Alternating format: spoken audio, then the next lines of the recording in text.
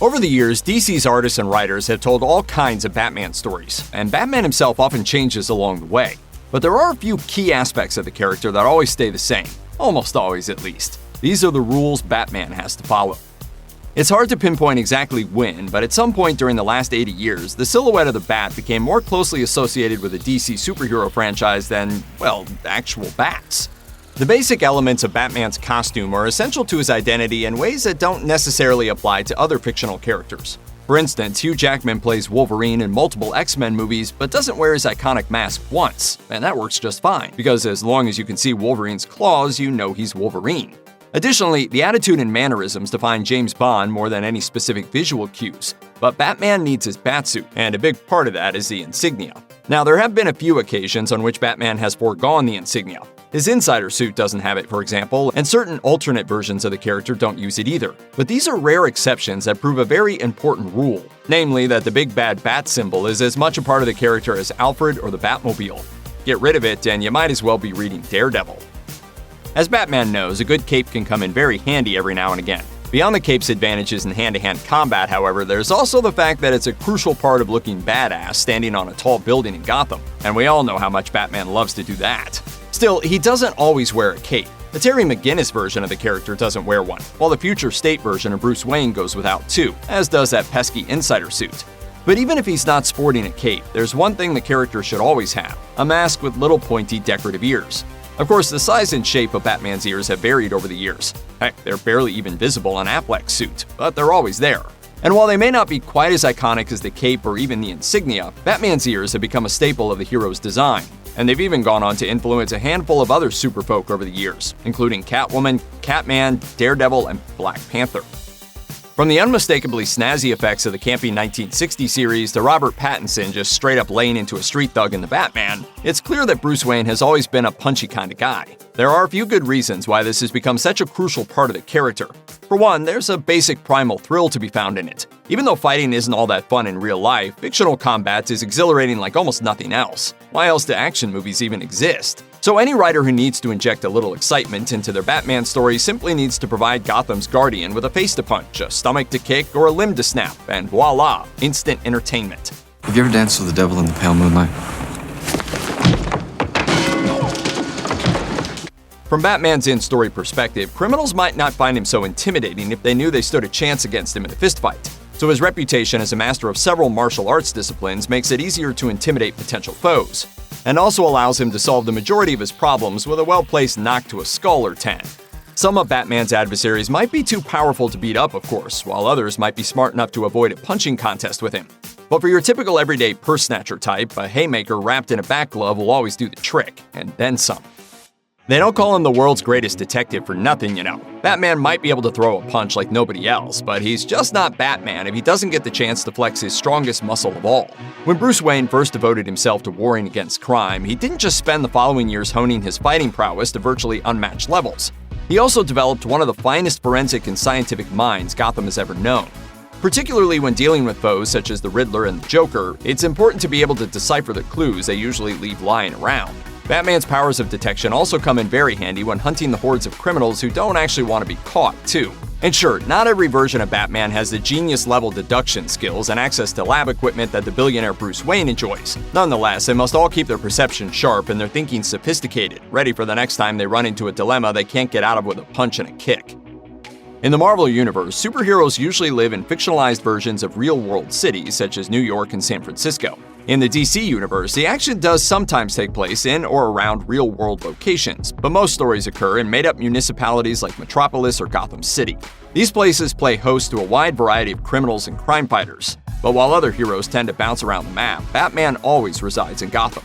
The movies often copy and paste multiple urban locations into an amalgam they can use as Gotham, with parts of New York, London, Tokyo, Chicago, and numerous other towns standing in for the city in various Batman movies. So while Gotham looks very distinctive in some renderings, it's more often depicted as a fictionalized version of every American city in the Midwest and Northeast.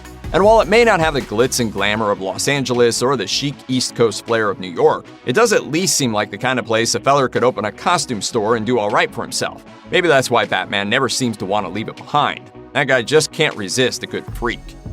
At the end of the day, most Batman stories come about because companies like DC and Warner Brothers want to make money, and one way of doing that is by mass-producing toys, action figures, and other such merchandise. Certainly, this partly explains why Batman always drives a customized car or similar Bat vehicle, but let's not get too wrapped up in cynicism here. After all, unlike some DC heroes, Batman can't fly, and he's got to get from place to place somehow. Although it's a near-constant feature in Batman's vast canon, the Batmobile has taken many different forms over the years. The heavy-duty monstrosity from Batman Begins marked a departure from the sleek, stylish vehicle on display in Tim Burton's Batman and Batman Returns, for example, and they both look far less hokey than the one Adam West drives in the 60s TV show. Indeed, the Batmobile appears to change far more frequently than Batman himself. While different characters might take up the Batmantle every now and then, and the setting occasionally changes to a different historical era, Batman's design has still remained far more consistent than the ever-changing look of the Batmobile. Batman's definitely not your average Joe, but he does have a few things in common with the rest of us. For one, he needs a place to keep his stuff, and if he parks the Batmobile out in the driveway of Wayne Manor, well, there's a decent chance that passerbys might put two and two together. Traditionally, the Batcave makes a terrific garage and secret lair, but serves plenty of other purposes too.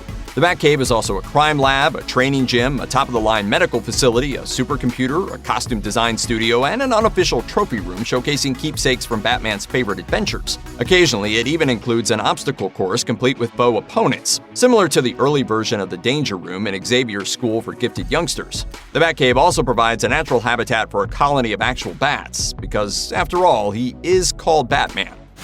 Charming. Bruce Wayne's list of allies is a long one indeed. It could include any number of individuals formerly or currently known as Robin, multiple crime fighters currently or formerly known as Batgirl, Catwoman, a few members of the Gotham City Police Department, Lucius Fox, and a handful of his immediate family members, and of course, Bruce Wayne's longtime butler, Alfred Pennyworth. And if a mission requires a trip abroad or off-planet, he has the rest of the Justice League to call upon for assistance. Even other versions of the character tend to have friends. For example, Terry McGinnis's primary running buddy in his future version of Gotham happens to be Bruce Wayne himself. Even the horrifying Batman Who Laughs has a bunch of creepy vampire-type creatures and Robin outfits on leashes. And sure, in theory, Batman works alone, most likely so he can tell people that he works alone, which is all well and good for sounding all brooding and dangerous. But in practice, Batman usually works with a big old heap of pals. To some extent, this is true of every major superhero, but it's doubly important for Batman, as without plenty of personal connections to keep him grounded, he could end up walking a very dark path indeed. Gadgets are a must-have for any superhero who doesn't have any actual superpowers, so it follows that Batman has plenty. Heck, he's even got that iconic utility belt to carry them all around in. One man's tool is another man's weapon. In your mind, perhaps there aren't many things you can't turn into a weapon. Alfred, enough. The police weren't getting it done.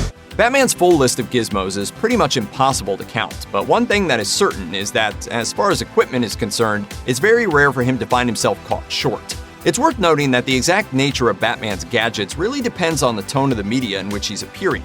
Family-friendly, lighthearted versions of Batman tend to load their utility belts up with unintuitive and even downright silly accessories. After all, who could forget this? Hand me down the shark repellent bat spray!